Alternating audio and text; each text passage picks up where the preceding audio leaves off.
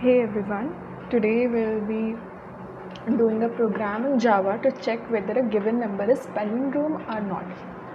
तो palindrome number होता क्या है पहले वो समझ लेते हैं। जैसे एक नंबर ले लेते हैं 121। तो अब ये नंबर अगर रिवर्स भी इसका करते हैं, अगर इस नंबर का रिवर्स भी कर दे तो भी हमारे पास क्या आएगा 121। तो ये क्या है, ये palindrome नंबर है।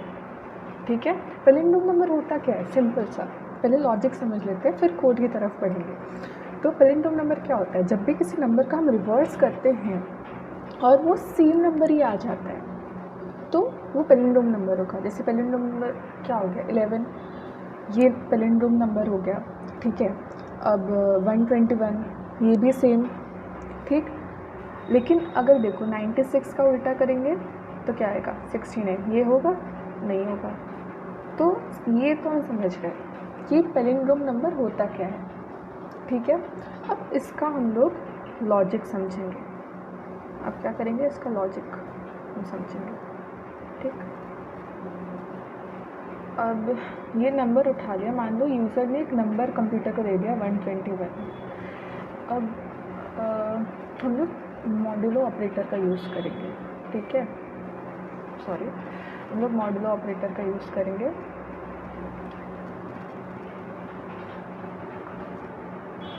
मॉड्यूलो 10 करेंगे इसके साथ, इस नंबर के साथ। अब क्या करेंगे, अब हमें क्या करना है, हमें करना ये है कि हमें सबसे पहले तो इस नंबर का उल्टा करके देखना है। ठीक है, सबसे पहले हमें यहाँ पे 1 ला देना है, फिर हमें यहाँ पे 2 ला देना है, फिर हमें यहाँ पे वापस ये वाला नंबर ला देना है ना। तो अब ये हम करेंगे कैसे, हम इसको करेंगे मॉड्यूलो ऑपरेटर के यूज़ से। अब जब भी हम इस नंबर को मॉड्यूलो 10 करेंगे, ठीक है, तो हमारे पास लास्ट वाला नंबर मिल जाएगा। ठीक, तो लास्ट वाला नंबर मिलेगा तो हम क्या होगा, लास्ट वाला नंबर इधर आ जाएगा। ठीक, फिर मॉड्यूलो करेंगे तो ये वाला नंबर इधर आ जाएगा, फिर मॉड्यूलो करेंगे तो ये वाला नंबर इधर आ जाएगा। ठीक, तो इससे हम एक एक नंबर एक्सट्रैक्ट कर रहे हैं। ठीक, और इससे एक रिवर्स नंबर बना रहे हैं ताकि हम चेक कर सकें कि नंबर palindrome है या फिर नहीं। अब कोड देते हैं इसका। अब देखो, ये बहुत ही सिंपल सा कोड है palindrome नंबर का। ठीक, यहाँ स्कैनर क्यों यूज़ हुआ है, स्कैनर यूज़ हुआ है इनपुट लेने के लिए यूज़र से। ठीक, और फिर ये सारे वेरिएबल्स हैं, ये नम हो गया, रेव हो गया, ये सब वेरिएबल्स हैं। ठीक है, और कौन सी टाइप के, इंटीजर टाइप के।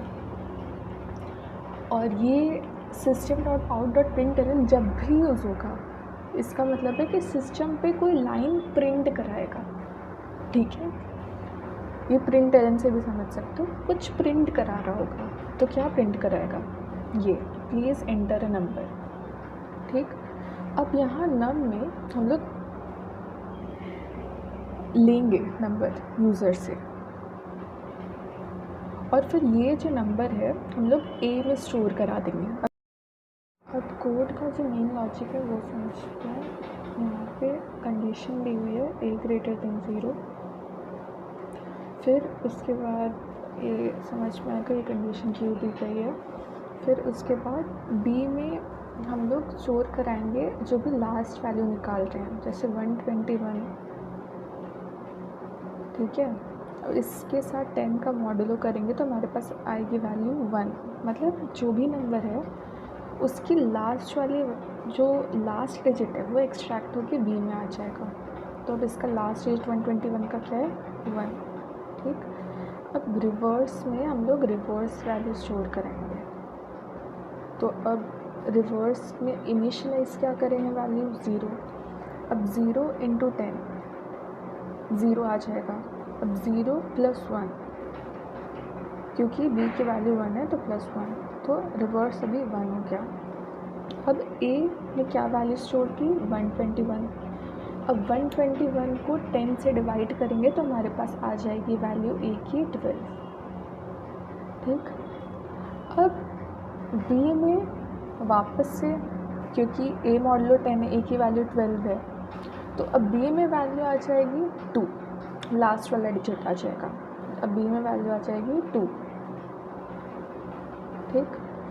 अब रिवर्स क्या है, reverse equal to reverse into 10, तो रिवर्स इंटू 10 हो जाएगा 1 इंटू 10 10। अब 10 प्लस बी जो कि 2 है हो जाएगा 12, ठीक। अब a को वापस से 10 से डिवाइड करेंगे तो a की वैल्यू 1 हो जाएगी। अब b equal to a modulo 10, तो b की वैल्यू 1 हो जाएगी। अब reverse equal to reverse into 10, reverse की वैल्यू 12 थी, 12 इंटू 10 हो जाएगा 120 प्लस 1 जो कि b की वैल्यू है हो जाएगा 121। अब a को वापस 10 से डिवाइड करेंगे, a की वैल्यू हो जाएगी 0। अब 0 कंडीशन चेक करेंगे, क्या 0 ग्रेटर देन 0 है, कंडीशन विल बी फॉल्स, हम लूप के बाहर आ जाएंगे। फिर एक कंडीशन चेक करेंगे जो कि इफ एल्स की है, अगर ये जो हमारा रिवर्स नंबर है नम के इक्वल है तो पैलिंड्रोम प्रिंट होगा, नहीं तो हम लोग प्रिंट कराएंगे नॉट अ पैलिंड्रोम नंबर। अब हम प्रोग्राम को रन करेंगे और यहाँ पे इनपुट डालेंगे 121 एंड इट्स पैलिंड्रोम नंबर।